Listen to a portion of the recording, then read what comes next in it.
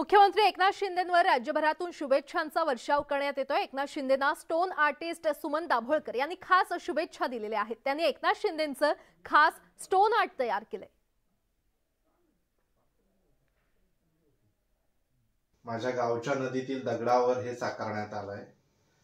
दगडाला कोणत्याही प्रकारचा आकार न देता दगडाच्या नैसर्गिक आकाराचा वापर करून हे स्टोन आर्ट मी साकारलंय। तर राज्याचे मुख्यमंत्री एकनाथ शिंदे यांच्या वाढदिवसानिमित्त ठाणे शहरात आज वेगवेगळ्या कार्यक्रमांचं आयोजन करण्यात आलेलं आहे। ठाण्यातील किसन नगर इथे देखील कार्यक्रम आयोजित करण्यात आलाय। 1984 पासून किसन नगर शाखेचे शाखा प्रमुख ते राज्याचे मुख्यमंत्री असा प्रवास एकनाथ शिंदे यांचा आहे आणि याचाच आढावा घेतलाय आमचे प्रतिनिधी। याचा आढावा तर आपण पाहणारच आहोत, मात्र राज्याचे मुख्यमंत्री एकनाथ शिंदे यांचा वाढदिवस आहे आणि ठाणे शहरात वेगवेगळ्या कार्यक्रमांचं आयोजन त्या पार्श्वभूमीवर करण्यात आलेलं आहे। खरं तर ठाण्यातील किसन नगर इथे कार्यक्रम आयोजित करण्यात आलेला आहे आणि 1984 पासून किसन नगर शाखेचे शाखा प्रमुख ते राज्याचे मुख्यमंत्री असा एकनाथ शिंदेंचा प्रवास इथे दर्शवण्यात आलेला आहे।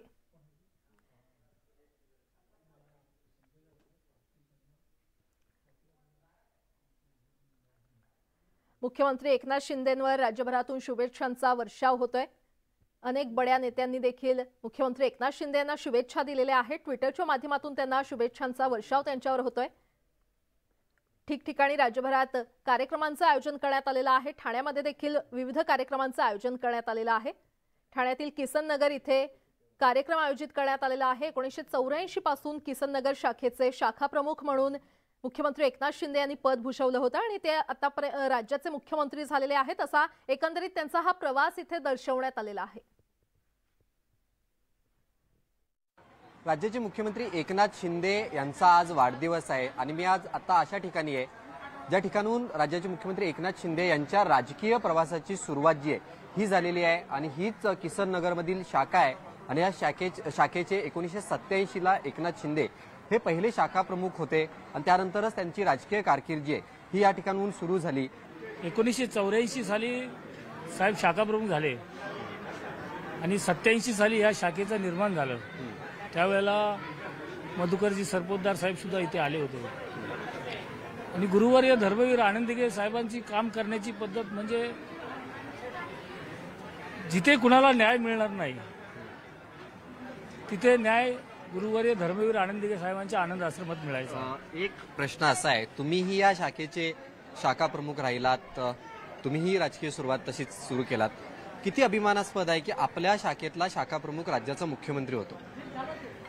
साहेबांची काम करण्याची पद्धतच वेगळी होती। जो रडत रडत येणारा माणूस हसत कसा जाईल याच्याकडे त्यांचा कल नेहमी असायचा आणि त्यांनी कधी जात धर्म पंथ आणि कुठलाही पक्ष बघितलेला नाही।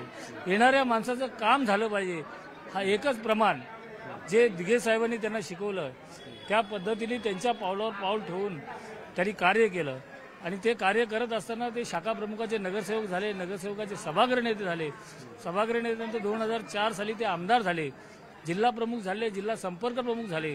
हे करत असताना ते ह्या राज्याचे मंत्री MSRDC मंत्री झाले, त्याच्यानंतर नगरविकास मंत्री झाले आणि ह्या राज्याचे विरोधी पक्ष नेते सुद्धा झाले आणि आम्ही तर गेले 35 ते 40 वर्ष सर्व सहकारी त्यांच्याबरोबर काम करतोय आणि त्यांच्याबरोबर काम करत असताना आज एवढं अभिमानाने छाती भरून येते की केलेल्या कष्टाचं चीज झालं। येथील कार्यकर्त्यांमध्ये एक वेगळा उत्साह जो आहे तो आपल्याला पाहायला मिळतोय। Video journalist Sandeep पवारसह Vishal Patil, news 18 Lokmat, Mumbai.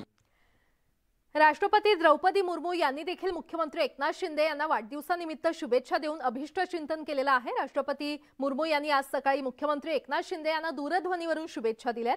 सुदृढ, निरोगी आणि दीर्घायुष्याच्या शुभेच्छा देतानाच महाराष्ट्राचा सर्वसमावेशक सर्वांगीण विकास साधण्यासाठी आजचा दिवस आपल्याला निश्चितच बळ देईल असंही राष्ट्रपती मुर्मू यांनी नमूद केलं। राष्ट्रपतींनी दिलेल्या शुभेच्छांबद्दल मुख्यमंत्री एकनाथ शिंदे